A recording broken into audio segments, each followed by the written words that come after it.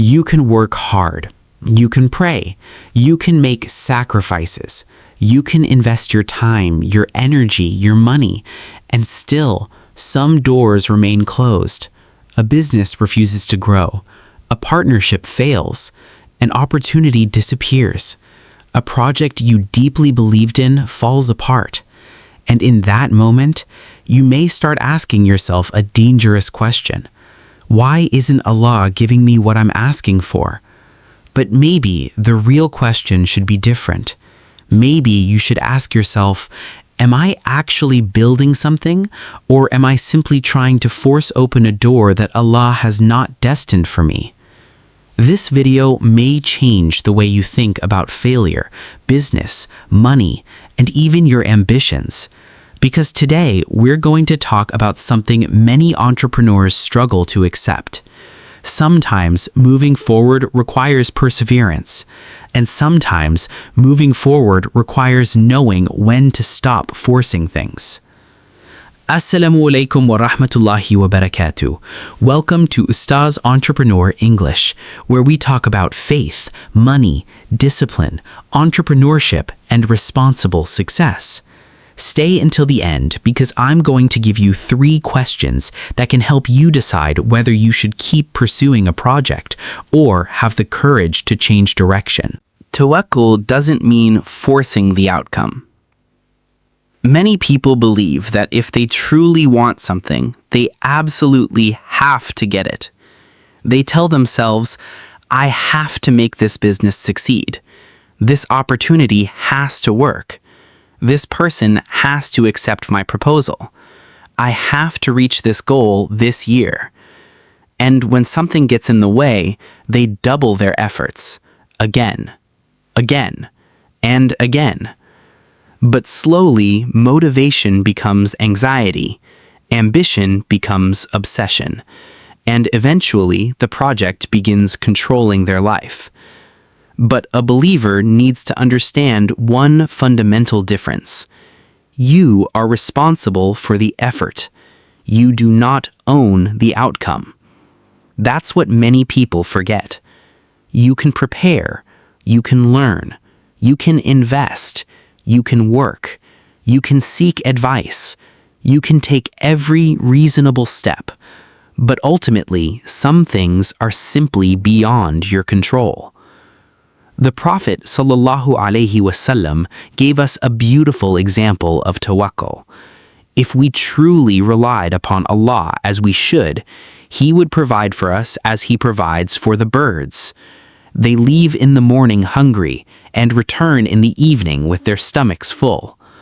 But notice something extremely important. The birds leave the nest. They don't sit there waiting for food to fall from the sky. They search, they move, they do their part, but they don't control everything. That is the balance. Action plus trust in Allah, not action without Allah, and not tawakkul without action. Sometimes a closed door is protecting you. Imagine a young entrepreneur. For 2 years he works on a project. He invests his savings. He works late into the night. He takes courses. He makes dua. He is convinced that this project is going to change his life. Then the decisive moment arrives. Everything falls apart. The funding doesn't come. His partner walks away. Customers don't respond. He loses some of his money. To him, it feels like a disaster. But 6 months later, he discovers that his former partner had serious management problems. A year later, the industry goes through a crisis. And 2 years later, he builds another project that is far stronger because of the skills he developed through his first failure. Then he understands something. What he once called a disaster had also become part of his education. But be careful, this does not mean every failure automatically guarantees that something better is coming. We do not know the unseen, but the Quran reminds us of an essential truth. Perhaps you dislike something which is good for you and like something which is bad for you. Allah knows and you do not know. Surah Al-Baqarah 2, 2:16. That should make the believing entrepreneur more humble, because you see, I want this opportunity, but Allah knows what you don't know. You see the present, Allah knows the consequences. You see the potential profit, Allah also knows the potential danger. You are looking at one door, Allah sees the entire building. 3. There is a difference between perseverance and stubbornness. This is where many people get confused. We often hear, never give up. But taken literally, that advice can be dangerous because some things should be abandoned. A bad business, a toxic partnership, debt that is destroying your company, a strategy that no longer works, a product nobody wants, an environment that is damaging your faith. Being disciplined doesn't mean repeating a bad decision forever. Discipline also means having the courage to look at reality. Let's take an example. You start a business. For 6 months, sales are weak. You analyze the situation. You change your marketing. You adjust your prices. You listen to customers. You improve the product. You test new approaches. And slowly, the results begin improving. In that situation, perseverance may make sense. But now imagine losing money for 3 years. You refuse to analyze the numbers. You refuse to change. You refuse to listen. And the only thing you keep saying is, I'm not someone who gives up. That is not necessarily courage anymore. It may have become pride. A smart entrepreneur does not fall in love with a method. He remains committed to the mission, but he is willing to change the strategy. That difference is fundamental. 4. Don't confuse your vision with one single road. Suppose your goal is to become financially independent. Good. But why assume there is only one road to get there? Maybe you want to open a restaurant, but if that restaurant doesn't work, does that mean your dream is over? No. Maybe you discover food delivery, catering, training, distribution, selling products, or an entirely different business. Your destination can remain the same while your route changes. Many people lose years because they confuse their mission with their first idea. Your first idea is not sacred. Your first business does not have to be your last. Your first career does not necessarily define your entire future. Your responsibility is to move forward intelligently, not to defend an old decision simply because your ego refuses to admit that it needs to evolve. 5. Trusting Allah doesn't mean being passive. I want to be extremely clear about this. Saying, I leave the outcome to Allah does not mean I'm going to do nothing. You want a job? Apply. Improve your resume. Develop your skills.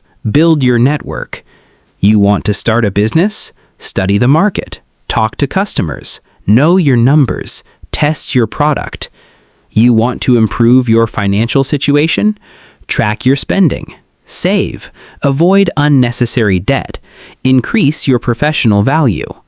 And after you've done your part, accept that the final outcome belongs to Allah. That is freedom. Because from that point on, you can work seriously without becoming a slave to the result. You can lose an opportunity without losing your identity. You can experience failure without believing your life is over. You can start again. You can learn. You can adapt. And most importantly, you can remain at peace. 6. Some quiet seasons are building seasons. Maybe you've experienced this. You work, but nobody notices. You publish content, nobody watches.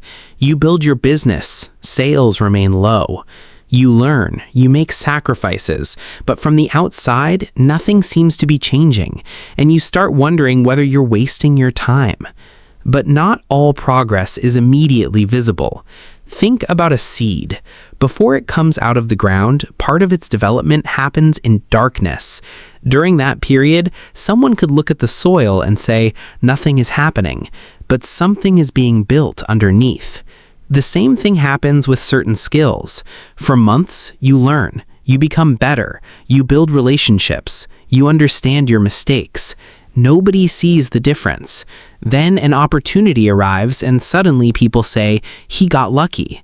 They didn't see the previous 2 years. So don't despise quiet seasons. Use them, because waiting while doing nothing is very different from waiting while preparing. 7. The 3 questions you need to ask yourself. Now, here are the 3 questions I promised you. If you're currently wondering whether to persevere or change direction, ask yourself this. Question number 1. Am I actually taking the necessary steps? Have I learned? Have I sought advice? Have I looked at the numbers? Have I improved my strategy? Or am I simply waiting for a miracle? Question number 2. Am I persevering because of conviction or because of my ego? This is important. Sometimes we refuse to stop simply because we don't want people to say, he failed. But your future is more important than their opinion. Question number 3. If I had to start again today, knowing everything I know now, would I still choose this project? Answer honestly. If the answer is yes, maybe you should continue with a better strategy. But if the answer is clearly no, maybe it isn't courage keeping you there. Maybe it's attachment. My brother, my sister, you don't need to control your entire life. You need to take responsibility for what is actually within your control. Your work, your discipline, your behavior, your learning, your decisions, your effort, and then place what you cannot control in the hands of Allah.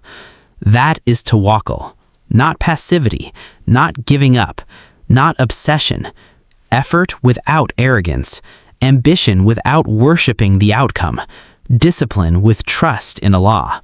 Some doors will open, others will remain closed. Some things will happen exactly as you imagined. Others will take you in a completely different direction. But your responsibility remains the same. Do your part properly and remain connected to Allah. Now, I genuinely want to hear about your experience. Tell me in the comments, what door did you keep trying to force before realizing that maybe you needed to change direction? Your story could help someone who is going through the exact same situation today. If this video gave you something useful, hit the like button. It helps YouTube show this message to more people. And most importantly, share this video with someone who is working hard but starting to lose hope. Maybe they don't need someone telling them to work even harder. Maybe they need to remember that they were never meant to control everything. And if you want to learn how to build your financial future, grow your business, and strengthen your discipline without sacrificing your faith, subscribe to Oustaz Entrepreneur English. Here, our goal is not simply to make more money. Our goal is to become better, more useful, more responsible, and closer to Allah in the way we pursue success. May Allah put barakah in our efforts, guide us toward what is good for us, and give us the wisdom to recognize the doors we should open and the doors we should stop forcing.